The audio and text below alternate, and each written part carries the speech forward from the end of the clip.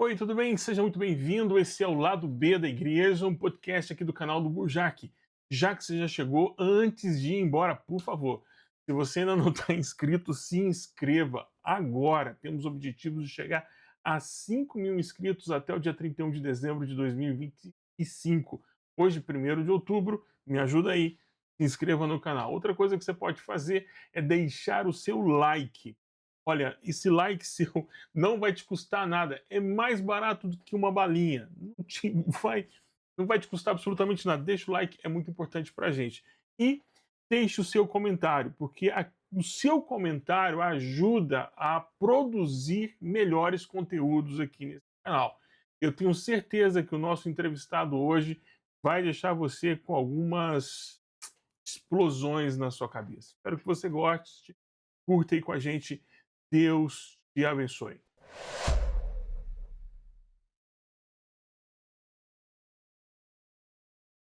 Coisa boa te ver, Ari. Bom também, muito bom. Só desse jeito pra te ver, hein, Ari? Você vê? Ainda bem que a Ari. tecnologia avançou, né? Queria aproveitar e dizer aqui ao vivo que eu te amo, viu, Ari? Se eu esquecer de dizer pra você, eu queria que você soubesse aí. Ari, tô fazendo tudo Uhum. sozinho aqui, transmissão ao vivo, tudo. Não sou igual o William. O William é um cara que tem tentáculos nas É mãos, consegue verdade, fazer um sabe montão de tudo. coisa ao mesmo tempo. Eu É. tenho TDAH e não tenho essa habilidade. Então, Ari, não deu tempo da gente falar um pouquinho fora do ar? Então, deixa eu dizer. Tá chegando o eco pra vocês aí, não, né? Tá ouvindo o eco aí, não, né? Não. Então, só para dizer para você, se faz um recorte, o público que está me seguindo aqui agora é o pessoal que. São três características da maior para menor. Pessoas que estão desiludidas com a igreja.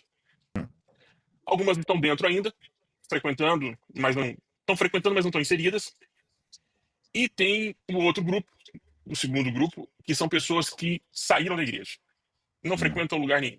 Mas gostam da igreja, estão sempre entendendo o que está acontecendo, as articulações, estão lendo sobre, vão de vez em quando, tem amigos até que frequentam, então, mas elas não frequentam mais. Desejam um hum, dia voltar, estão em busca de algum lugar. E um terceiro grupo, que é o menor, mas existe aqui entre nós também, que é aqueles que saíram da igreja e estão muito bem, obrigado, não toquem nesse assunto comigo, mudando de assunto, pode ser? Esse é o terceiro grupo. E eu vou te dizer, esse grupo está crescendo. Tá crescendo, nem é pouco não, tá crescendo muito. E aí o motivo da live, nem te disse, que eu te peguei de surpresa também, o título da live é Igreja pra quê? Lembrando de um livro que você publicou há alguns anos, Igreja e Eu Com Isso. E uhum, agora, igreja pra quê? Eu me lembro de algumas conversas que nós tivemos no passado, em que nós perguntávamos, fazíamos essa pergunta, né? Igreja pra quê? Pra quê, né? Do jeito que as coisas estão. É um fenômeno que está acontecendo nos Estados Unidos, o número uhum, de protestantes tem caído, é o número de... Era sempre assim, né? A proporção de mais, mais protestantes, em segundo grupo católicos, no terceiro grupo de pessoas não confessionais ou pessoas que estão fora da comunidade, fora da igreja. Esse grupo já passou os católicos, e está quase chegando o grupo de evangélicos, né? uhum, Segundo as últimas pesquisas aí. E os motivos são o que a gente sabe, é discurso sexista, machista, transfóbico e tudo isso que a gente já conhece. Então eu vou abrir para você aqui, Ari, com essa pergunta. Ari, igreja para quê? Bem, bom dia. Alegria enorme estar com você. Espero que esteja tudo bem aí na Europa. Eu sei que não está tudo bem em lugar nenhum do mundo, mas pelo menos com você e com a sua família aí, sob a proteção do Eterno, porque os dias são maus. E, claro, todo dia aparece um dirigente mundial para transformar essa perspectiva numa realidade cada vez mais profunda. É a vida desse quadrante da história. Mas, bom vê-lo e bom conversar com você, com o pessoal que está sempre aí com você. Uma alegria, obrigado pelo privilégio. Bom, a igreja é o sonho de Jesus. A igreja foi o que Jesus disse que faria. Ele disse aos seus discípulos que, a partir da confissão de Pedro, de que Cristo é Deus que veio em carne e osso para nos libertar, ele construiria um grupo de pessoas em torno dessa verdade, a partir dessa verdade, que essas pessoas seriam edificadas por ele, esse grupo seria cuidado por ele, e que esse grupo atacaria o inferno, e o inferno não resistiria ao ataque desse grupo. Então, esse grupo afetaria a realidade espiritual e afetaria a realidade social, econômica, a realidade histórica, porque o inferno age na história. Então, esse era o sonho de Jesus. Quando Jesus foi embora, ele disse que os seus discípulos deveriam aguardar em Jerusalém que o Espírito Santo viria. e que o Espírito viria para capacitá-los para ser essa comunidade que vai mudar a história e preparar para o juízo. E aconteceu mesmo. 10 dias depois que ele fez essa recomendação, deu essa ordem, o Espírito Santo veio mesmo. E os discípulos, em número de 120, foram impactados por essa presença extraordinária da terceira pessoa da Trindade e ganharam dons extraordinários, acesso a um poder ilimitado, e saíram para transformar a história, para construir uma nova forma de ser gente e de viver como gente e de viver com gente e de fazer sociedade. Era o sonho de Jesus.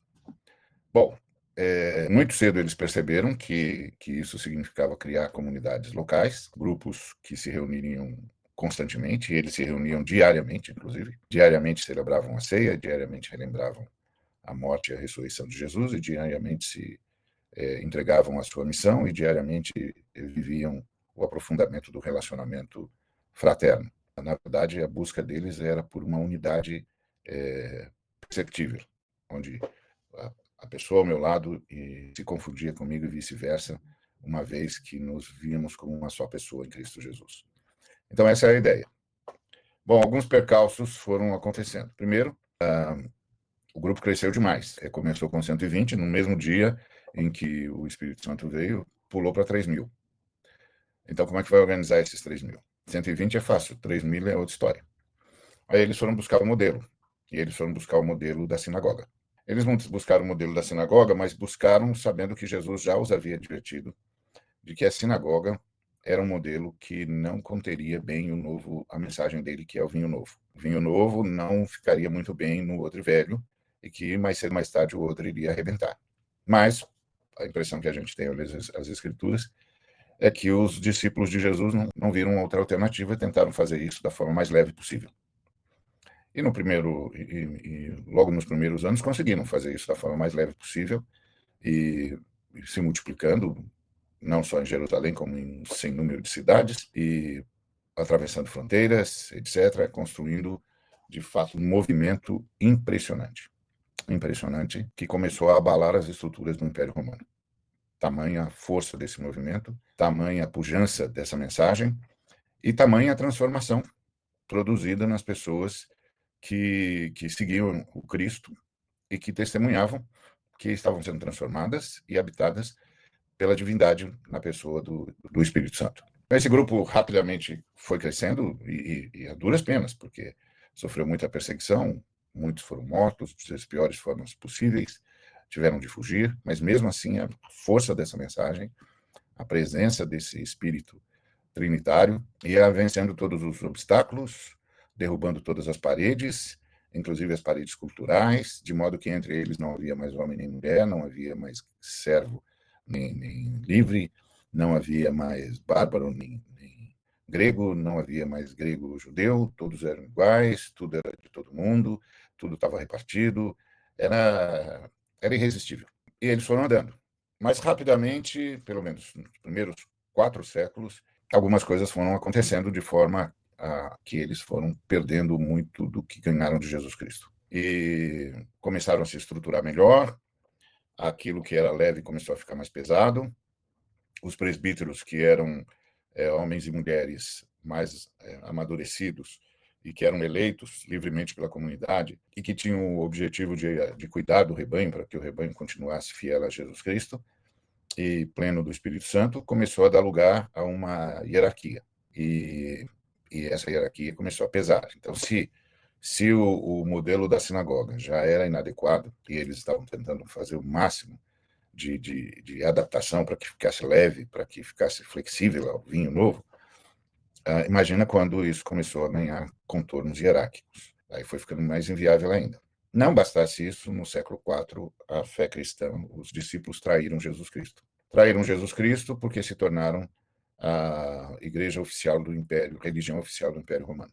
Quando isso aconteceu, eles traíram Jesus Cristo abertamente, porque Cristo tinha dito que era para não se envolver com os romanos, disse que não era para fazer nada semelhante a eles, e disse que não era possível servir a 2 senhores. Então não havia possibilidade de uma dupla fidelização. Então a traição se estabeleceu, e eles tiveram agora eles tinham duas fidelidades, uma a Cristo e outra ao imperador, e o império continuava escravista, então eles continuaram sustentando a escravidão, que era absolutamente contra o que o Espírito Santo havia dito e que o Cristo havia vivido.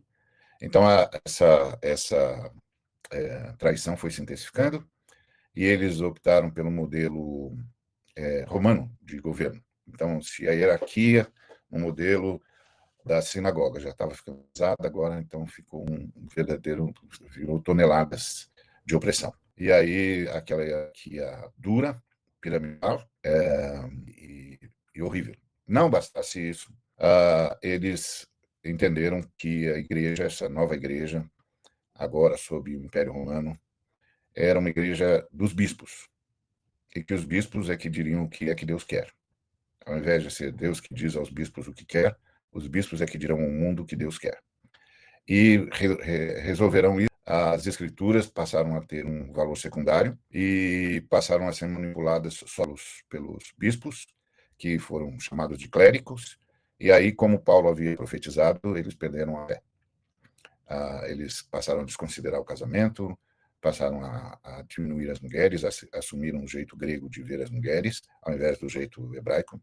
O contato com a igreja hebraica desapareceu. A gente gradativamente foi perdendo o contato com a África, porque no ano 600 a África começa a ser atacada pelo novo movimento, que era o movimento islâmico, iria ser conhecido como movimento islâmico, e a igreja foi perdendo as suas raízes. No ano 70, no ano 300, já tinha perdido todo contato com a igreja judaica, porque os últimos judeus da Palestina foram expulsos pelo general Júlio Severo. Não havia mais nenhum contato com a igreja judaica, ela desapareceu de fato, e a igreja africana começou a perder espaço para a igreja europeia, que era profundamente ligada ao Império Romano. Assim, a igreja foi se deteriorando. O que é que salvava a igreja? O que salvava a igreja era o grupo que a gente chama até hoje de os que não se dobraram a Baal. É um grupo pequeno de gente que resistia. Eles resistiram indo morar nas cavernas, eles resistiram transformando-se, formando grupos pequenos, eles resistiram se tornando peregrinos, eles foram criando grupos de mosteiros, eles foram tentando resistir. Não obstante esse grupo que foi tentando resistir, começaram as tentativas de reformar a igreja, principalmente no Ocidente, porque no Oriente, no século XI, a igreja se dividiu da igreja de Roma, da igreja ocidental, mas manteve a mesma lógica de igreja oficial do Império, porque o Império também estava dividido, então eles continuaram sendo a igreja oficial do Império Bizantino, e os romanos, agora chamados de romanos porque o bispo de Roma assumiu a chefia da igreja, e passou a ser chamado de Papa. Então, os romanos eram a igreja do Império do Ocidente e os chamados ortodoxos eram a igreja do Império do Oriente. Então, do ponto de vista da lógica da dupla fidelidade, não mudou muita coisa, ou quase nada. Houve mudanças conceituais, houve quebra com alguns concílios, mas do ponto de vista da traição, mudou muito pouco, ou quase nada. Aí começaram as tentativas de reforma. Foram várias. Todos os que tentaram a reforma foram sendo mortos pela igreja, principalmente a igreja ocidental, onde a reforma mais insistia em manter-se, porque a igreja oriental era mais fraca.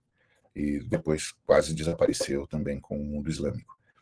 Sobreviveu a duras penas. A igreja ocidental foi resistindo aos reformados até o século XV. E aí o século XV, um grupo que é chamado de pré-reformado começou a se consolidar, e no século XVI a reforma se estabeleceu, de um lado pelos anabatistas, de outro lado pelo Lutero, dois movimentos fortes dentro da Alemanha. E essa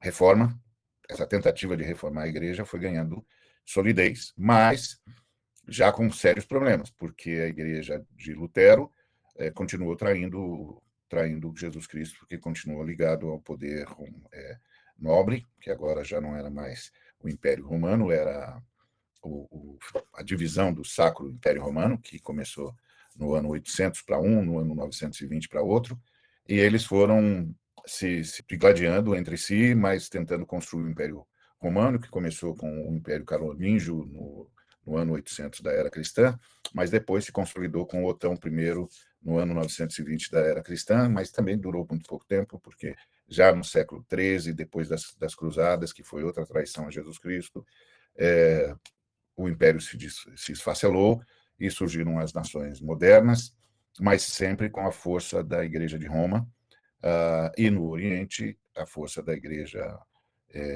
ortodoxa, porque a Rússia, mãe de todas as Rússias, a Rússia, né, mãe de todas as Rússias, se consolidou e a Igreja Ortodoxa era a sua religião oficial. Então, a tradição continuou do mesmo jeito e os reformados também se dividiram nesse quesito. Lutero se submeteu à dupla fidelidade e os anabatistas não, resistiram tudo, os anabatistas eram contra toda a estrutura de nobiliárquica, nada de nobres, nada de rei, nada de Estado, a liberdade de Cristo, etc., mas foram massacrados pelos próprios luteranos, ou com o apoio dos luteranos pelos príncipes alemães. Depois disso, nós fomos tendo mais reformas. Tivemos a reforma de Calvino, na verdade, a reforma inglesa, porque foram os ingleses que consolidaram a doutrina calvinista, que também rapidamente se submeteram à dupla fidelidade, se tornaram igreja oficial na Escócia, depois deram condições para o surgimento da igreja oficial da Inglaterra, ou seja, a traição continuou. E a estrutura pesada continuou. Isso foi com os luteranos mataram os anabatistas, e aí o que sobrou dos anabatistas enfrentou guerras homéricas na Europa contra os romanos, 100 anos de guerra. Então, isso tudo é a igreja. Isso tudo que nós estamos falando é a igreja, é a história da igreja. E sempre resistida pelos grupos menores. Dentro do mundo reformado, também. Depois nós tivemos a reforma de Wesley. Dentro do calvinismo, nós tivemos a divisão arminiana e amiraldista. Aí tivemos Wesley com o que eu chamo de realmente uma estrutura reformada nova. Depois tivemos os pentecostais, no final do ano 1900, do século XX. Início do ano 1900, início do século XX, e aí tivemos finalmente a reforma missiológica na década de 60, com a teologia da missão integral entre os protestantes, teologia Minjuki na Coreia do Sul entre os protestantes sul-coreanos, a teologia Dalit entre os indianos na Índia, obviamente, a teologia anti-apartheid na África do Sul e a teologia negra nas igrejas negras dos Estados Unidos, que é uma reforma missiológica. E é uma tentativa de reformar a igreja. Dentre os romanos surgiu a teologia da libertação, que foi rapidamente sufocada, e as teologias missiológicas, como teologia da missão integral, teologia Minjuki, teologia Dalit, teologia negra, teologia anti-apartheid, estão tentando sobreviver. E no meio disso tudo, a igreja foi dando vazão a outras ideias. Primeiro, os calvinistas inventaram o capitalismo, e o capitalismo é anticristão, então a igreja criou um problema, porque criou um monstro para se devorar a mesma. Então, se auto-infectou, que o capitalismo infectou a igreja e acabou gerando uma nova teologia que a gente chama de teologia da prosperidade, que na verdade é mais uma pregação do que uma teologia, e a igreja foi capitulando na história de traição em traição. Na década de 30 capitulou diante do nazismo e do fascismo, depois capitulou diante do capitalismo de forma absoluta após a Segunda Guerra Mundial, e agora, mais uma vez, está capitulando diante do fascismo e do neonazismo. Essa é a história da igreja, sempre resistida por um grupo que a gente chama aqueles que não se dobram Baal.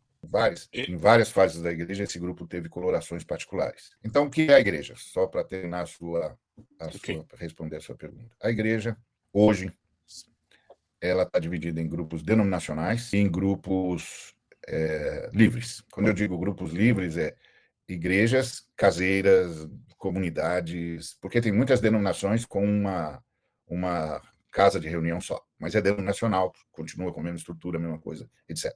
Mas tem os grupos caseiros e as pequenas comunidades. Esses grupos caseiros, essas pequenas comunidades, estão tentando resistir a toda essa avalanche de traição em 2000 anos de história.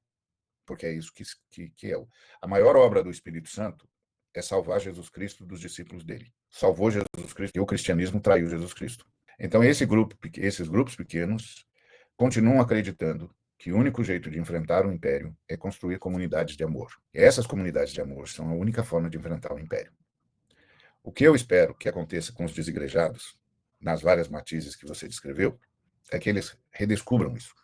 Que só as comunidades de amor propostas por Jesus Cristo podem enfrentar a avalanche dos impérios. Porque o império ganhou várias conotações, criou tentáculos e ganhou várias manifestações. Todas elas sob o diabo, sob o inferno, desde o século IV. Nós estamos no século XXI, então Você imagina quanto tempo nós estamos lutando. E quantos de nós lutaram? E quantos de nós tombaram dessa luta e foram substituídos por outros? Então eu vejo você e outros no mundo todo como substitutos desses que tombaram, mas continuaram acreditando que não deviam se dobrar a Baal, que é traição a Jesus Cristo, que não pode trair Jesus Cristo, e que é preciso manter a lógica do Cristo de uma comunidade de amor que ataque o inferno, que proclame que Jesus Cristo é Deus que veio em carne e osso para nos libertar, em todos os sentidos. Então, para que a igreja como comunidade de amor?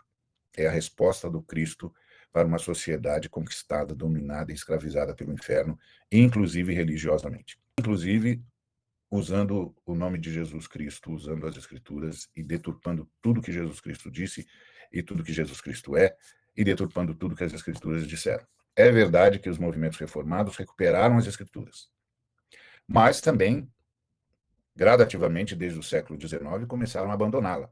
Começaram primeiro a questioná-la, depois a abandoná-la. E abandonaram de várias formas. Os liberais abandonaram de vez, dizendo que não era bem sagrada assim, não. E os fundamentalistas abandonaram-na porque a converteram à sua loucura, à sua estrutura massacrante, denominacional, e à sua hierarquia pesada e ditatorial. Então, a esperança do Cristo, que vem sendo traído desde o século IV, a esperança do Cristo é a manutenção das comunidades de amor. E eu espero que os desigrejados percebam isso, que precisamos nos organizar de novo como comunidades de amor. Da forma mais leve possível, nos encontrarmos porque Cristo sonhou com um corpo vivo, porque um Deus vivo só pode morar numa casa viva. E nós queremos manter vivo o sonho de Jesus Cristo. Então, igreja para quê? Para manter vivo o sonho de Jesus Cristo.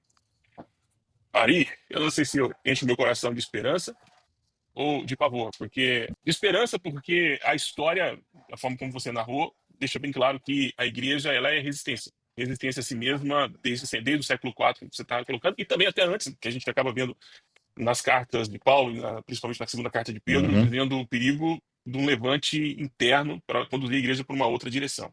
Isso é desde sempre a gente está uhum, lidando com isso, o livro de Atos, vê lá o Simão Mágico, uhum, que era um evangelista, provavelmente deveria ter uma congregação ali ao lado dele e está fazendo besteira. Nem sempre estão fazendo besteira. Acho que é aquilo que você falou. O Espírito Santo tá salvando Jesus dos seus discípulos, que essa uhum, é a tônica. É, Ari, a história da igreja é uma história de resistência e também, como você relatou, é uma história de dupla fidelidade. E isso é uma herança maldita em que a gente vai carregando nas reformas, né? Todas as reformas parece que em algum momento ela abraça o Estado como seu, seu companheiro, a sua fonte de segurança, aquela coisa toda.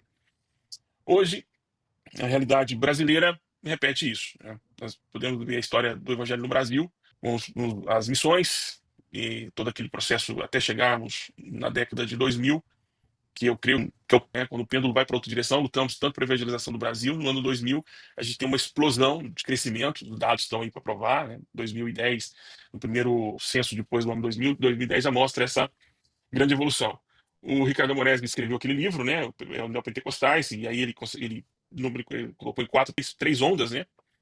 Eu não sei se a gente pode repetir isso, não sei se é um processo já caducado, não posso, não sei afirmar isso, mas é, nós não estamos fazendo nada de diferente do que foi feito no passado. Continuamos sendo uma igreja capturada pelo Estado, capturada pelas ideologias, uma igreja que se silencia profeticamente no sentido de massa, né?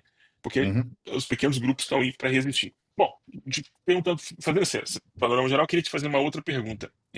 Essa igreja que resiste, ela existe talvez com uma crise de identidade de quem está liderando, que tem medo da nomenclatura igreja, tem medo da nomenclatura grupo, mas tá lá, são pessoas que visitam a gente nos hospitais, a gente que recebe pessoas na sua casa, que pastoreia, que tem lá um grupo de oração, e que eles não acreditam que isso é a comunidade de amor que Jesus quer. Né? A igreja, Uhum, essa é a comunidade de amor. Eu conheço algumas pessoas que, que sentem medo dessa nomenclatura igreja. E eu, uhum, afinal, o que você tem aí na sua casa é uma congregação do Cristo, tá aí. Você recebe uhum, visitas, você faz visitas, as pessoas se reúnem com você para orar e cantam.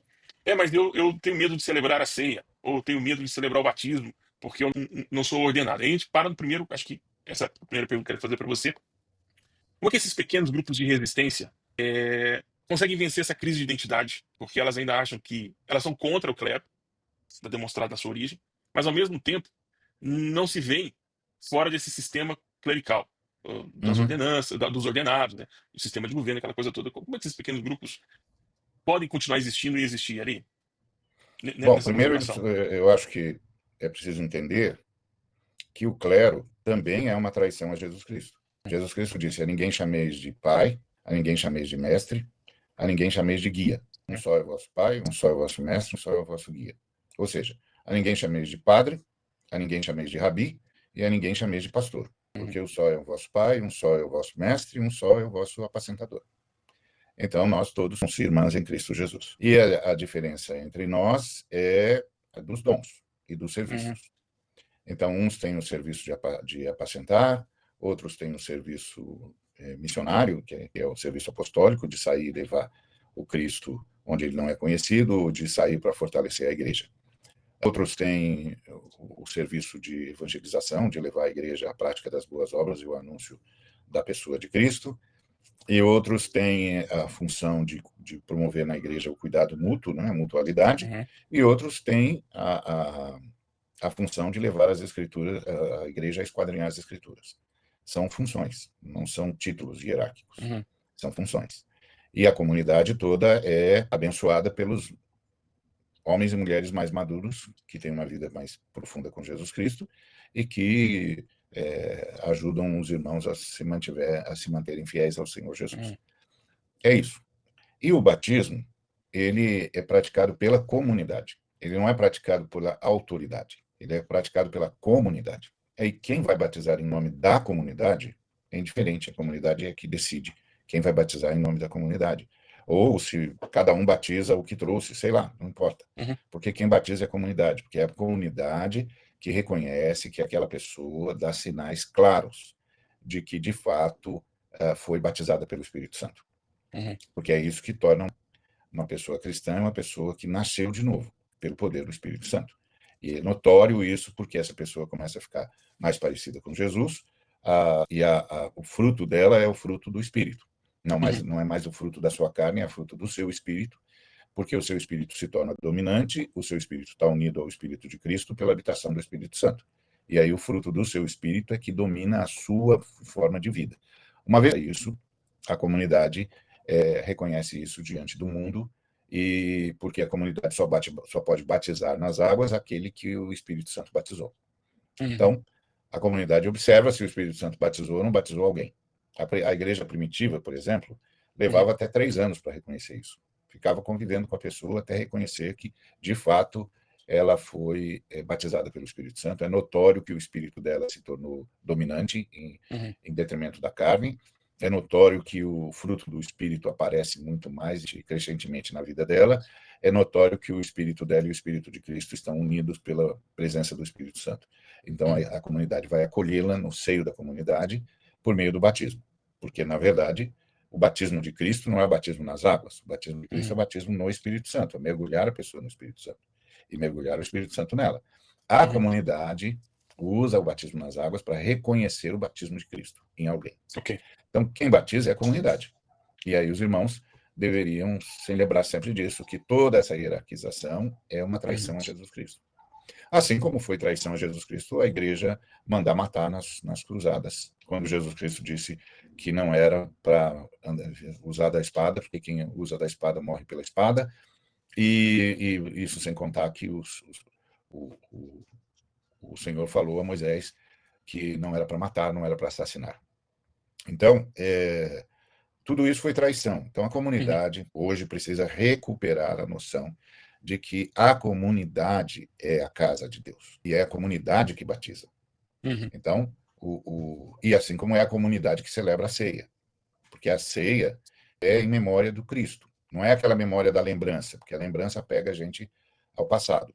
E aí a gente nunca vê o presente e mata o futuro. Não, é a memória. A memória são os marcos. E o grande marco da gente é que Cristo morreu e ressuscitou ao 3º dia e enviou o Espírito Santo.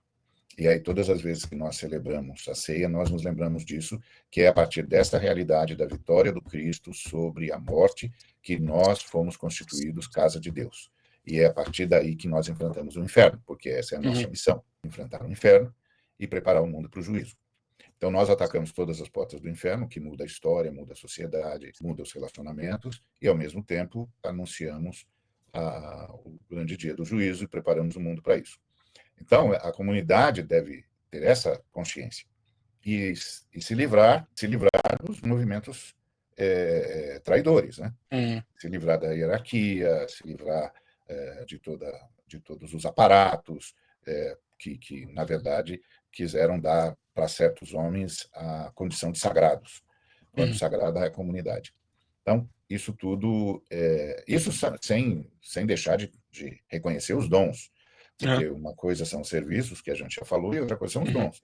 Tem irmãos que intercedem, tem irmãos que curam, tem irmãos que trazem palavras de sabedoria, tem irmãos que trazem palavras de ciência, tem irmãos que intercedem com línguas espirituais, tem irmãos que traduzem essas línguas espirituais, seja para abençoar, seja para profetizar, seja para admoestar. Tem irmãos que operam maravilhas no nome de nosso Senhor e Salvador Jesus Cristo. Isso são dons diferentes de serviços. Então, isso vai aparecer na comunidade. Mas isso não sacraliza as pessoas, destacando-se em detrimento de outras. Não, porque todas as pessoas, todos os seres humanos já são sagrados, porque já são criados à imagem e semelhança de Deus. Então, não precisa sacralizar o que já é sagrado, principalmente sacralizar em detrimento do sagrado. E, no final das contas, é isso que acontece. Se sacralizam em detrimento dos outros que foram sacralizados pelo próprio Deus. E isso não é possível, sem trair Jesus Cristo, sem trair o Espírito Santo. Então, isso que esse grupo precisava perceber, que a vida cristã é uma vida comunitária. E a igreja é uma comunidade de amor que se reúne localmente, embora faça parte de um movimento mundial, mas que se reúne em várias localidades. E que não precisa de hierarquias, precisa de fidelidade às Escrituras, acima de tudo, fidelidade ao Cristo. E, claro, que precisa conversar com todos os irmãos do mundo todo, para perceber o que os irmãos estão recebendo do Cristo, para conferir isso todo dia, e há um sem número de contribuições no mundo o tempo todo. Certo. Mas é isso. E, ali, esse modelo pode ser um modelo digital? Bom, o modelo digital tem suas vantagens, como essa que nós estamos tendo aqui. Isso. A gente pode conversar com gente do mundo todo. Ele não consegue substituir a congregação.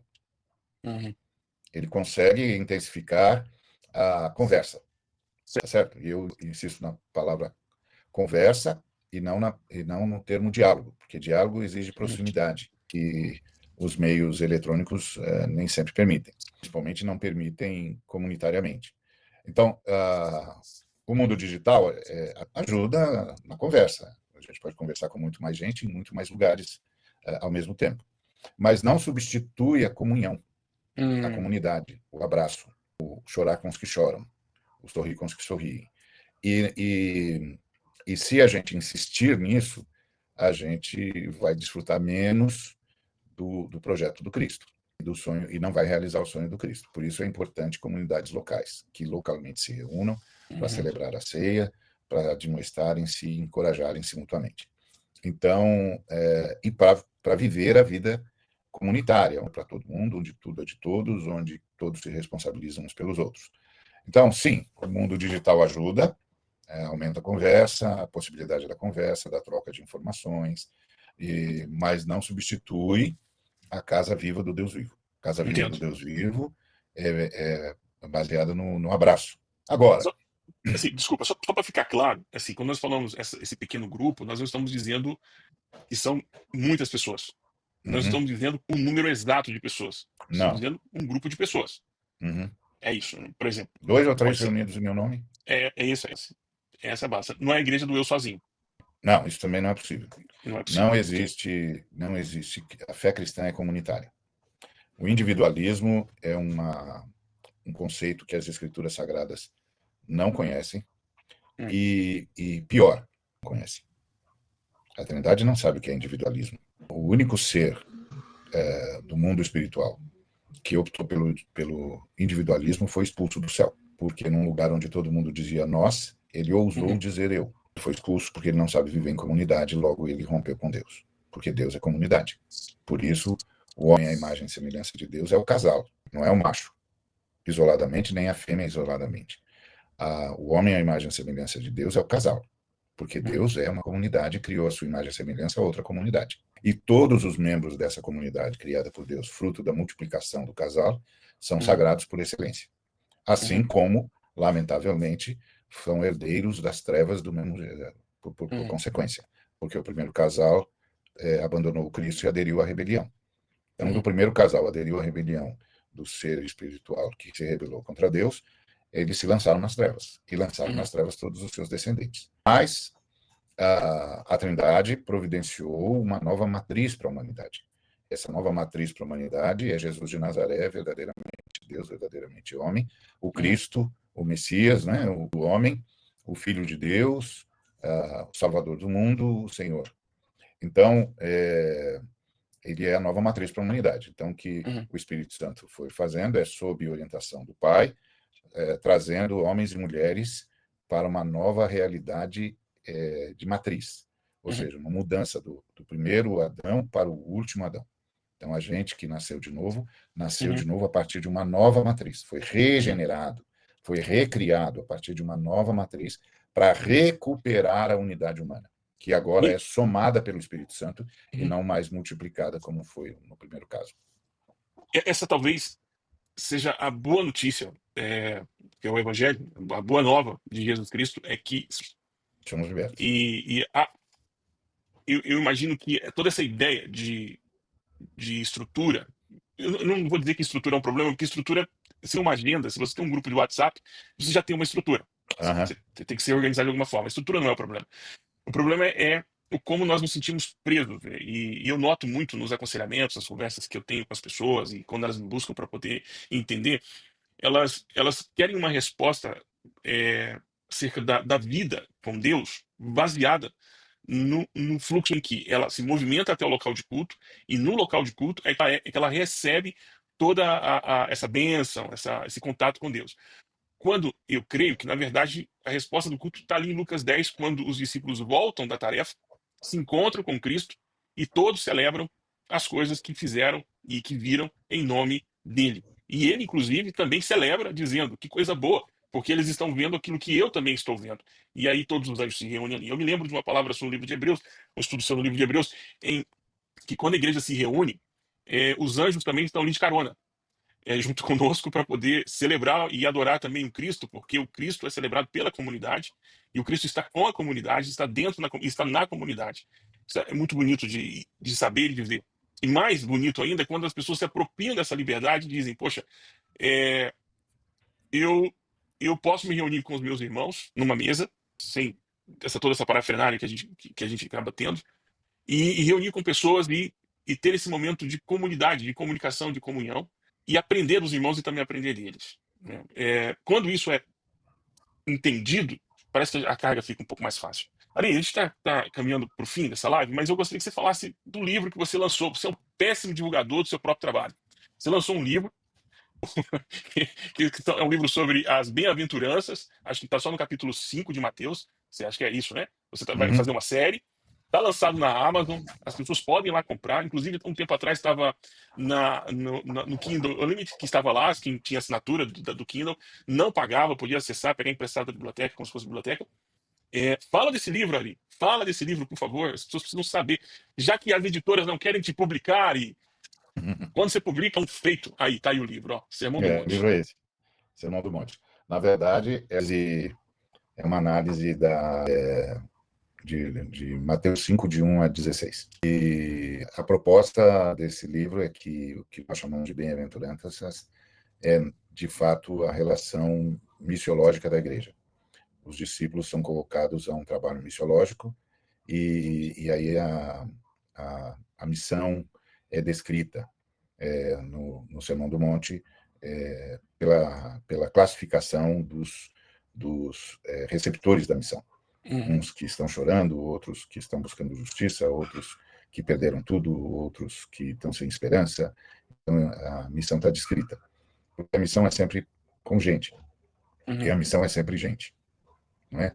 Então, ele está na Amazon, ele está também no Kindle ilimitado lá, que você pode ir lá e ler, não paga nada. Se você é membro da Amazon, né, do Kindle lá, você pode ir e ler e pronto. E como vocês podem notar, as ilustrações, tanto Jesus quanto os assistentes, eles são negros, porque um dos objetivos é recuperar a perspectiva de que a igreja é basicamente negra, que Jesus Cristo era negro, que a fé cristã é africana. Ela veio o que nós hoje chamamos de Oriente Médio, era a África até os ingleses fazerem o Canal de Suez, tá certo?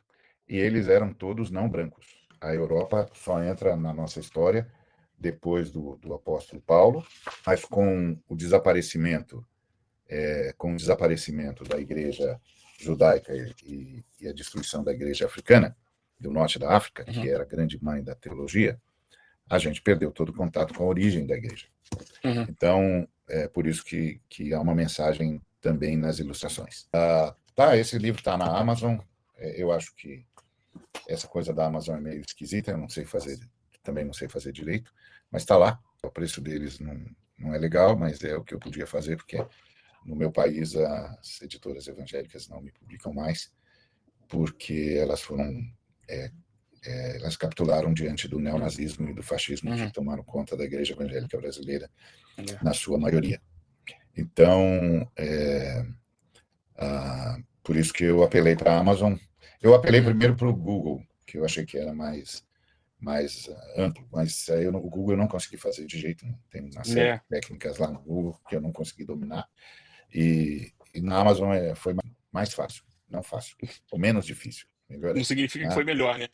não foi nem melhor, foi só menos difícil. Tá lá, e aí eu pus no Kindle ilimitado, porque aí fica gratuito para quem já é associado do sistema lá, não precisa pagar 2 vezes.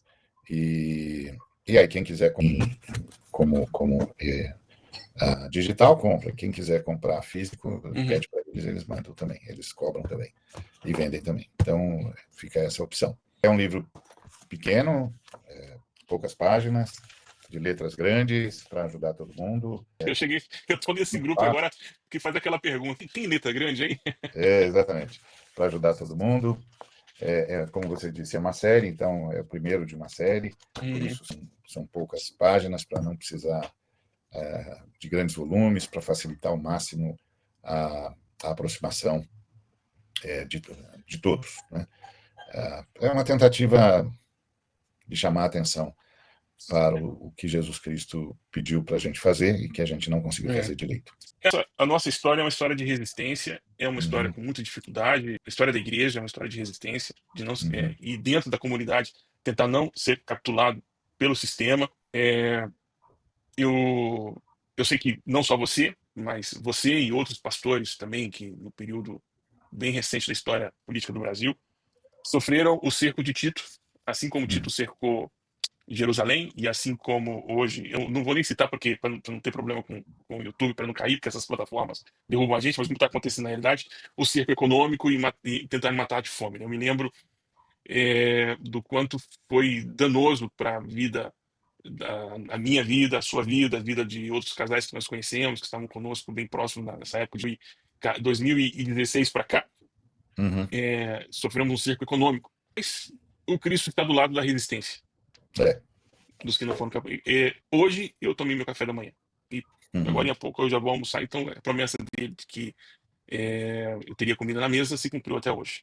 Posso não ter o carro que eu queria, posso não estar na casa do tamanho que eu gostaria, nem vestir as roupas da cor e nem do tamanho que me serve, porque a maioria das roupas que chegam são doações. Pode ser isso, mas nós estamos vestidos, estamos comendo como ele havia prometido lá em Mateus capítulo 6. Deixa uma mensagem para aquelas pessoas que estão fora da comunidade local porque foram de uma maneira direta expulsas e de uma maneira indireta convidadas a não estarem com eles. Deixa uma mensagem para a pessoa que está hoje, não frequenta a comunidade, mas deseja muito seguir a Jesus Cristo e quer muito. O que você diria para essas pessoas para a gente concluir a nossa live essa Eu manhã? diria para elas, primeiro, que bom que vocês não confundiram o Cristo com o sistema religioso do cristianismo. Que bom. O Cristo é o Senhor, verdadeiramente Deus, verdadeiramente homem, é o Filho do homem que está operando a redenção na história e voltará para consolidar a vitória sobre a morte. Então, que bom que vocês não confundiram uma coisa com a outra, em primeiro lugar. Segundo lugar, eu queria lembrar para vocês que a vida com Cristo é uma vida de comunidade e em comunidade. E em comunidade, a Cristo celebra a Trindade que se manifesta através do Cristo e celebra uns aos outros, porque a gente celebra a unidade. E não tem jeito de celebrar a unidade da Trindade sem celebrar a unidade na humanidade. Então, na comunidade, a gente celebra a nossa unidade em Cristo Jesus, graças à presença poderosa da terceira pessoa da Trindade. Não perca isso, porque a fé cristã é uma fé comunitária. O Senhor veio para ter um corpo na história. E um Deus vivo só pode ter um corpo vivo. Você faz parte desse corpo vivo. Há outras pedras desse edifício que estão sofrendo do mesmo tipo de angústia. E encontre-as. Encontre-as. Sentem-se juntos para orarem juntos, para lerem as Escrituras conjuntamente, para partirem o pão e para comprometerem-se mutuamente uns com os outros na celebração da unidade, porque a celebração da unidade acontece na partilha. Como é que eu celebro a minha unidade com alguém? Chorando com ele, rindo com ele, partilhando com ele ou com ela. Sem isso, eu não estou celebrando a unidade. Eu posso até estar falando dela, mas não a estou celebrando. Para celebrar a unidade, é preciso estar em comunhão e comunidade. Façam isso da forma mais leve possível. Como o Burjac disse, é impossível fugir da agenda, porque somos seres limitados ao tempo e ao espaço. Então, não tem jeito de não ter agenda. Mas a agenda pode ser a mais fluida possível e pode concentrar-se principalmente no encontro, que é o diferencial no sistema religioso. No sistema religioso, a agenda se concentra na operação do que a religião chama de liturgia, que não é a verdadeira liturgia. A verdadeira liturgia acontece no encontro, porque é no encontro que nós invocamos o Senhor, recebemos a sua palavra, partilhamos uns com os outros, partimos o pão e repartimos tudo que vem a nós como pão nosso. E onde praticamos o perdão nosso, onde praticamos a bondade nossa, onde nos ajudamos na luta contra o diabo, onde nos ajudamos para nos livrarmos mutuamente do mal. Então, essa dinâmica movida, sustentada, fomentada pela terceira pessoa da Trindade, é uma dinâmica comunitária. E não abra mão disso. Não abra mão disso. E outra coisa, as instituições não são senhoras do Cristo, e muito menos senhoras do culto. O culto é comunitário. O Senhor do culto é a terceira pessoa da Trindade. O objeto do culto é a Trindade. O meio do culto é o Cristo. E é só por meio do Cristo que cultuamos. E é através do Cristo que recebemos a palavra da Trindade. Então, não perca isso. E você tem homens e mulheres no mundo todo falando isso. Ouçam-nos e vai conversando com essa gente. Está aqui o Burjac, é um exemplo claro disso. Inclusive tem uma estrutura de comunicação que lhe permite ser instrumento de socorro do Espírito Santo. Ouçam essa gente, reúnam-se, busquem-se, e sabedoria a gente busca na Trindade, e a Trindade não lança em rosto quem pede sabedoria. Então, a igreja é uma comunidade de amor, e é a única forma de resistir ao império. Amém. O Ari é um dos presbíteros Perdi da o seu CCE. som. Você está mudo. Agora você vai me escutar assim. Agora? Não? Não, o áudio Perdi aqui. o seu som. Aqui Você parece está me que está ouvindo? saindo. Estou te ouvindo. Aqui, eu não estou te ouvindo. Não, então, eu acredito que eu vou dizer bom. O Ari perdeu meu áudio lá, mas eu queria muito que ele acreditasse. O Ari é um dos presbíteros da CCR, que é uma comunidade que se reúne em São Paulo. Se você quiser um endereço, eu posso passar para você. Ari, você não me escuta nadinha? Não me escuta? Agora está me escutando? Não. Eu estava te ouvindo bem. Eu não sei se as pessoas continuam me ouvindo bem. Agora eu te ouvi de novo. Ok. Eu vou deixar, assim que terminar a live, as pessoas podem também ir no perfil do Ari, a indicação do livro está lá também, no perfil dele. O Ari é um dos presbíteros da CCR, que é a Comunidade Cristã Reformada, que fica em São Paulo, na Vila Moema. Na Vila Mariana. O endereço você também pode pegar, a CCR também está no Instagram. Os Isso, cultos são aos domingos, aparecem nos domingos, tá lá pela manhã, os cultos ficam 10 horas, gravados. 10 10 horas, né, horas Ari? de Brasília. 10 horas, horário de Brasília. Se você está em Tem- São Paulo, na capital, linha 2, né, Ari? É, linha verde, exatamente. Li- Linha 1 também serve. E linha 1 e a linha verde são a linha azul e a linha verde. São as A duas, né? linha azul que é a estação Vila Mariana, é da linha azul. Agora a linha verde cruza com a linha azul na estação Ana Rosa e na Paraíso. Aí ele passa para a linha azul e desce na estação Vila Mariana. A gente está a 300 metros na rua Afonso Celso, número 95, às 10 da É, manhã, todo domingo. todos os domingos ir lá, uma boa palavra, uma boa conversa, tem um chazinho, um café, É, lá os irmãos. Se e tem estiver fazendo frio, todo mundo vai muita estar. vida militar. É uma casa, né? Então, assim, e é uma casa, não tem cara de igreja, então fica tranquilo. Não, na verdade, é um local que é usado por outros grupos de outra natureza, inclusive tem uma escola de dança lá, e a gente usa isso aos domingos de manhã. Que é a realidade das igrejas dos grandes centros no futuro. Essa coisa de igrejas grandes, enormes, não tem lugar para estacionar, não tem É. combustível, vai ficar caro, vai ficar difícil o acesso de todo mundo a todos os lugares. Então, você que está aí acostumado com uma igreja de 3, 4, 5 mil pessoas, talvez você seja a última geração de igrejas desse tamanho, Uhum. porque vai ficar insustentável, energia muito cara para sustentar os equipamentos de climatização, estacionamento também vai ficar muito complicado e muito caro. Esses locais vão ficando ou vão sendo tomados pela máfia, pelos grupos que vão tornando essas áreas centrais perigosas para o preço baixar. E aí, quando o preço baixa, eles conseguem vender, comprar tudo que querem, depois vendem, e você vai ficar ilhado em centros comerciais, em lugares em igreja, que não é mais no centro urbano. Assim, a realidade parece distópica, mas não é. Uhum. Nós estamos vivendo um grande Black Mirror e nem estamos dando conta disso. Ari, É. muito obrigado pelo seu tempo. Em nome de Jesus, quero te Uhum. agradecer por você ser essa voz profética. Ainda insisto, o Ari deveria, e faço esse pedido em público, Ari, você deveria escrever uma teologia sistemática. Pelo menos a parte da antropologia. Tem muita coisa boa do Ari já publicada, tem muita coisa nos vídeos, tem muito material solto por aí. Eu sei que os algoritmos estão, de certa maneira, penalizando o Ari, penalizam as pessoas que têm um discurso contra o mainstream. Ari, Deus te abençoe, te mantenha Amém. vivo, saudável, para que você possa contemplar não só a vitória dos seus netos, a vitória das suas filhas, mas também que você possa contemplar a vitória do Palmeiras. Eu não, eu não sei o que será. Para quem já viveu um Palmeiras pós-Parmalat, vai ter que enfrentar de novo um Palmeiras pós-Abel. Então, Pois é. veremos. Veremos. Deveria se chamar Sociedade Esportiva Fênix Palmeiras, que sempre É dá verdade. um jeito Está de surgir. sempre renascendo das cinzas. É verdade. Ali, Deus te abençoe. Amém. Fica aí. Eu vou só terminar as transmissões, mas eu queria me despedir de você Legal. no privado. Tá bom? A gente não falou antes, então deixa eu falar com você, mas vai ser rapidinho, não vou tomar muito do seu tempo. Não. Obrigado, pessoal, que ficou conosco até agora. Deus Um abençoe a abraço a vida de todos. todos vocês. Deixa eu terminar as